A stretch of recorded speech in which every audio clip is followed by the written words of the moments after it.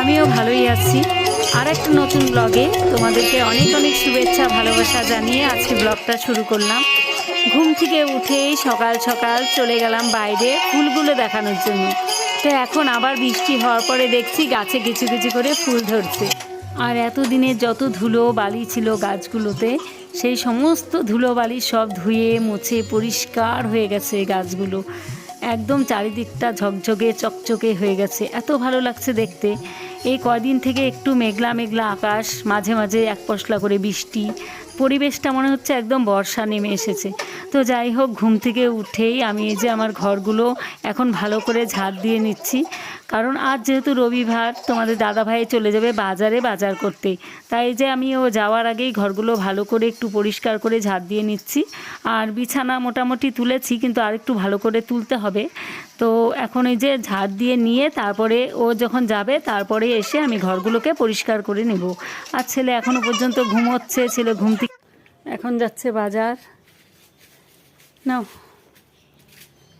ফোনটা ভুলে গেছিলো, এটা আবার দিলাম। গুড মর্নিং বন্ধুরা, আজ সানডে। আর এখন যে রেডি হয়ে গেছে বাজার যাওয়ার জন্য। তো ছেলে তো মাছ খায় না, এর জন্য যে চিকেন আনতে যাচ্ছে একটু।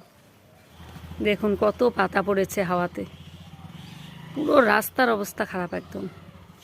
তোমাদের দাদা ভাই যাওয়ার পরে যে যত কাপড় ছিল গতকালের ভেজানো, সব কাপড়গুলো কেচে দিয়েছিলাম আমি। এক বালতি এক গামলা, তো টেনে আনতেই পারছিলাম না গামলাটা, মানে এত কাপড় কেচেছি। সব কাপড়গুলো এখন ঘুম থেকে উঠে যে মেলে দিচ্ছি, তার কারণ যদি সকাল সকাল মেলে দেওয়া হয় তাহলে অনেকটা শুকিয়ে যায়। আর যেহেতু কয়েকদিন থেকে মেঘলা আকাশ, কোনো রোদ নেই ঠিক মতন, আর এত মোটা মোটা জ্যাকেট প্যান্ট যেগুলো আছে সেগুলো তো শুকাবেই না, 3-4 দিন লেগে যাবে। তো এবারে কাপড়গুলো সব মেলা কমপ্লিট করে চলে এলাম ঘরে। এসে এই যে বিছানাটা যে উঠিয়েছিলাম সকালবেলা তাড়াহুড়োর মধ্যে, এখন ভালো করে এই যে কম্বলগুলো ভাঁজ করে সুন্দর করে গুছিয়ে নিচ্ছি। আর ছেলে যেহেতু পাশের ঘরে ঘুমোচ্ছে, ওঠেনি, আর এত সকালে উঠেই বা কী করবে, এর জন্য আমি ডাকিনি। তো ও উঠলে পরে ওই বিছানাটা তুলে নেব। আপাতত এই যে এই ঘরটা গুছিয়ে চলে যাব রান্নাঘরে, কারণ রান্না বসাতে হবে। গ্যাস নেই যেহেতু, স্টোভেই করতে হচ্ছে একটা একটা করে। তাই মানে গিয়ে ভাতটা বসিয়ে তারপরে সবজিগুলো কেটে নিব। আর এই যে কাপড়গুলো সব মেলা হয়ে গেছে, কতগুলো কাপড় মেলে রেখেছি, এগুলো সব।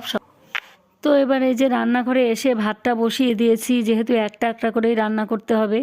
তো এই যে মাংসের সমস্ত কিছু কেটে রেডি। মাংস কষানো হচ্ছে, কষানো।